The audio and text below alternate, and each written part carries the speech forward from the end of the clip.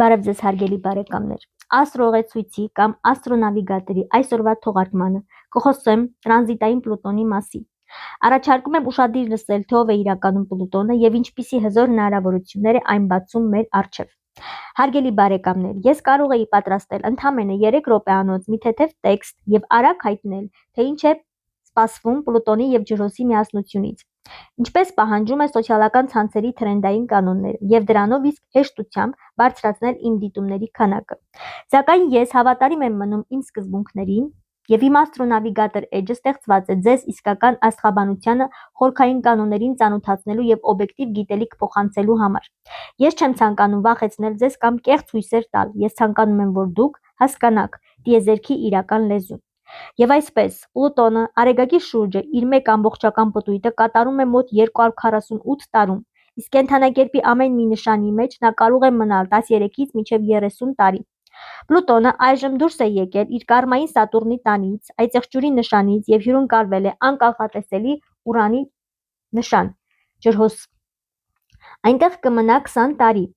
Ինչպես գիտենք, ըստ առասպելի, Պլուտոնը ստորգետնյա թագավորության աստվածն է։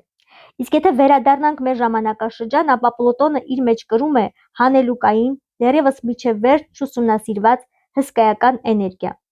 Պլուտոնը օժտված է մի այնպիսի էներգետիկ ուժով, որն ընդունակ է տեղաշարժել մայրցամաքները և ծովի հատակը վերածել լեռնաշղթաների։ Պլուտոնը նաև իշխանությունն է, թաքնված աշխարհի ուժն ու երկրի ընդերքի հարստությունը,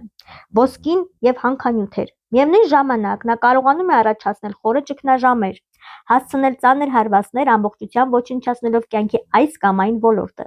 Սակայն այդ կործանման արդյունքում առաջանում է բացառիկ հնարավորություն ամեն ինչ զրոյից և ավելի հզորը կառուցելու համար։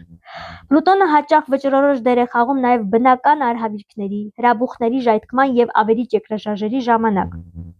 Այն անդիմադրելիորեն կապված է հսկայական մարդկային զանգվածների և կոլեկտիվ էներգիայի հետ։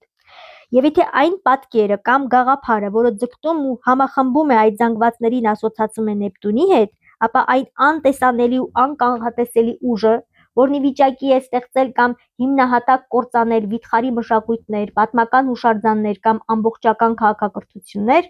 դա հենց Պլուտոնն է։ Նա չի հարցնում մեր կարծիքը, նա պարզապես գալիս է և շրջում հինը,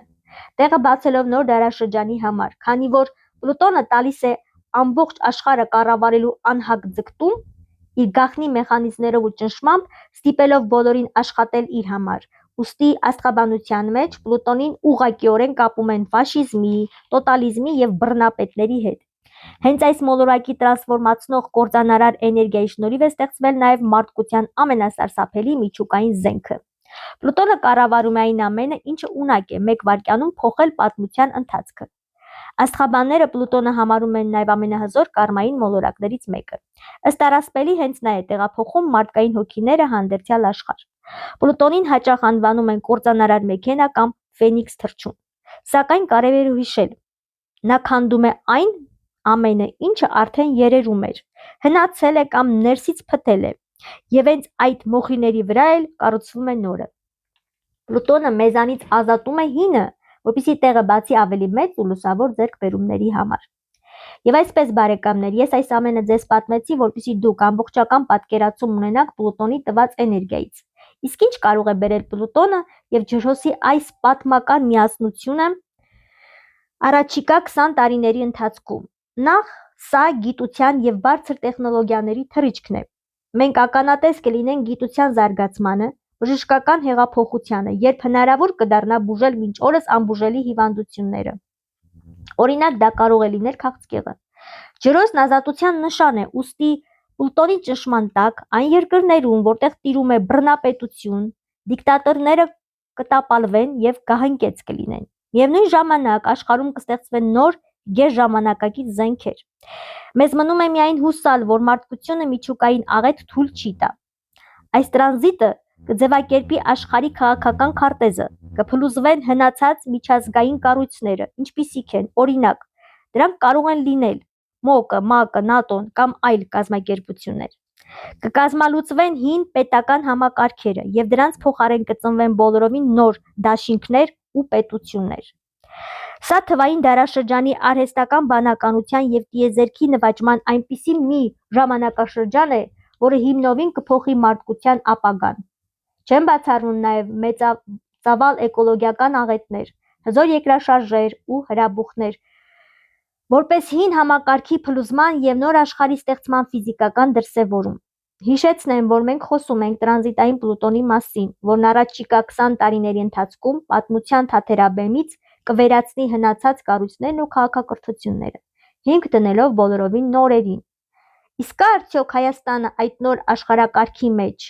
և ինչ է սպասվում մեր երկրին, կիմանաք մեր հաջորդ թողարկմանը։